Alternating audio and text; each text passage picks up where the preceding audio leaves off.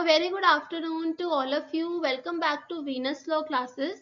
So guys, I am again back with very important topic of Indian Evidence Act. So the name of the topic is retracted confessions. You may expect a short question on this in mains answer writing. So जो भी prepare कर रहे हैं mains के लिए आप expect कर सकते हो retracted confessions पे एक question. So मेरा video 4 points पे बात करेगा. Firstly, I'll be talking about confession. So what is the definition of confession? Then we'll be moving to retracted confession. After that, we'll be understanding what is the evidentiary value of retracted confession. And lastly, a very important point that whether retracted confession be a sole basis of conviction. क्या ये sole basis of conviction हो सकता है? इस पे guys divided view है, but मैं आपको दोनों ही पॉइंट डिटेल्स में डिस्कस करूंगी. So let's continue with the video. So in the case of Pakala Narayana Swamy versus King Emperor, इसमें लॉर्ड एटकिन ने एक डेफिनेशन दिया कन्फेशंस का जो काफी वाइडली यूज्ड होता है, हर अथॉरिटी इसको एक्सेप्ट भी करती है. So a confession must either admit in terms the offence, या तो आप अपने गिल्ट को डायरेक्टली एडमिट करते हो, आप बोलते हो yes I have committed the offence, और at any rate substantially all the facts which constitutes the offence, या फिर आप ऐसे इंक्रिमिनेटिंग फैक्ट्स को एक्सेप्ट करते हो, एडमिट करते हो, जिसका ये कंक्लूजन है as if you are confessing to the guilt. So ये either ways you can confess, कोई भी वे हो सकता है. सो ये आपको मैंने बताया कि what is the meaning of confession, कि admission of guilt. So that is confession. Now we are moving to retracted confession. Retracted confession क्या होता है? जैसे suppose करो at the stage of investigation, investigation के stage पे judicial magistrate के सामने 164 में आपने confession दिया, it is not on oath, सबको पता होना चाहिए.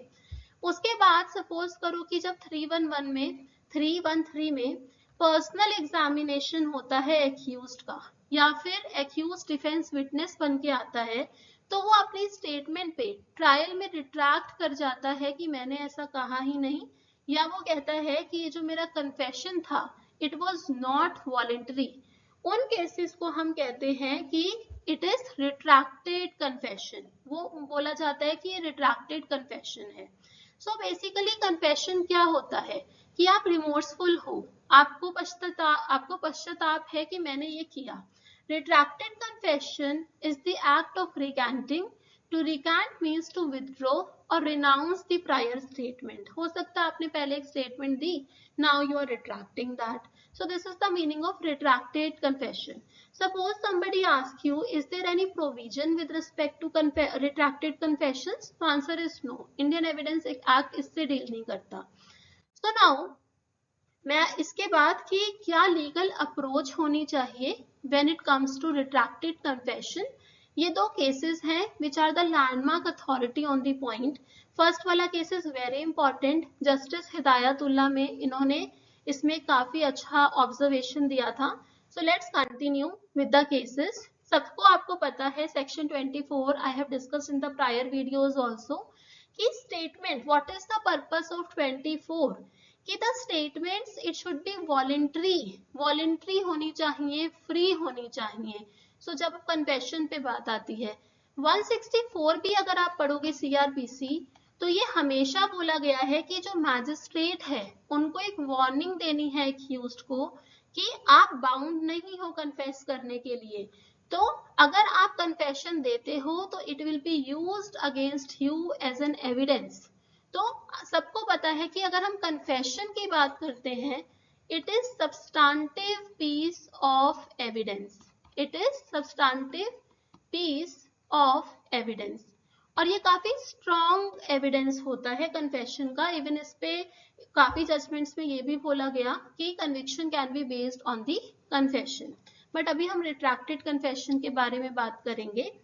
सो क्योंकि कन्फेशन एडमिशन का ही एक स्पीशी है, तो वो 21 में रेलेवेंट होते हैं, and that is how they are substantive piece of evidence that can be used against the accused.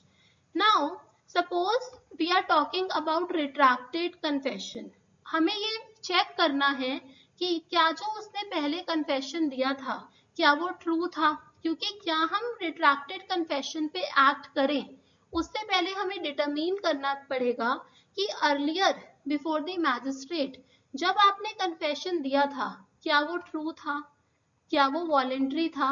So this is very important thing, ये काफी इंपॉर्टेंट चीज है।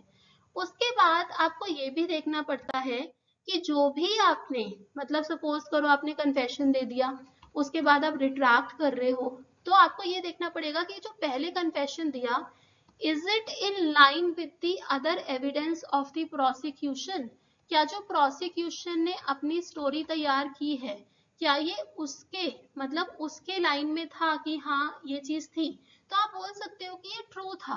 अगर if it is in line with the prosecution evidences then you can say the confession was truly made, voluntary made. So now अब यहाँ पे कोई ऐसा एब्सोल्यूट रूल नहीं है कि that a retracted confession can not be acted upon unless the same is corroborated materially. मतलब कहने का मतलब ये है कि क्या आप रिट्रैक्टेड कन्फेशंस को रिलाय कर सकते हो, इस पे रिलाय कर सकते हो। So answer is yes. अब क्या इसका कॉरोबोरेशन जरूरी है, मतलब कॉरोबोरेशन की क्या नीड होती है कि जब हम कहते हैं कि ये एविडेंस अपने आप में इतना स्ट्रांग नहीं है, इसकी अपने आप में इतनी रिलायबिलिटी नहीं है कि हम इस पे डिसीजन ले पाए। सो क्वेश्चन उठता है कि क्या इसकी कॉरोबोरेशन मटेरियली नीडेड है। सो इस पे काफी डिवाइडेड व्यू रहता है। कुछ कुछ केसेस में कहा गया कि अगर आपको लगता है कि the confession was true and if it was voluntary and it was in line with the other prosecution evidences तो you may rely upon that, आप इस पे रिलाई कर सकते हो। But the rule of prudence ये कहता है कि कॉरोबोरेशन हो जाए तो बेटर है। सो but the view taken by this court on more occasions than one is that as a matter of prudence and caution which has sanctified into a rule of law, जो rule of prudence था वो rule of law बन चुका है और ये कहा जाता है कि जो retracted confession है उसका corroboration हो जाए तो better होगा। So case name is Balbir Singh versus State of Punjab, इसमें ये कहा गया था। So the ultimate approach therefore to the question should be whether the confession is entitled to credence and be acted upon. So हमारा ये last test रहता है। मतलब अगर मैं इसको conclude करूं तो अगर आपसे question पूछा जाए कि can we rely on retracted confessions तो आंसर होगा yes, because in 100% cases 100% cases में क्या हो रहा होगा, पहले आप confession दे दोगे उसके बाद एक्यूज को लगेगा कि मुझे तो काफी प्रॉब्लम होगी, मेरा कन्विक्शन हो सकता है एक्सेट्रा। बहुत 100% केसेस में क्या हो रहा होता है कि आप 99 ले लो तो आप कन्फेशन से रिट्रैक्ट कर रहे होते हो। सो कोर्ट ने कहा कि even we can rely on retracted confession if the court is satisfied कि earlier confession was true. So I hope आपको कोर्ट का अप्रोच समझ आया होगा। नेक्स्ट वीडियो में मैं बात करूंगी कन्फेशन ऑफ अ को एक्यूज्ड के बारे में। So stay tuned for more judgments etcetera and the answer writing points. Thank you so much.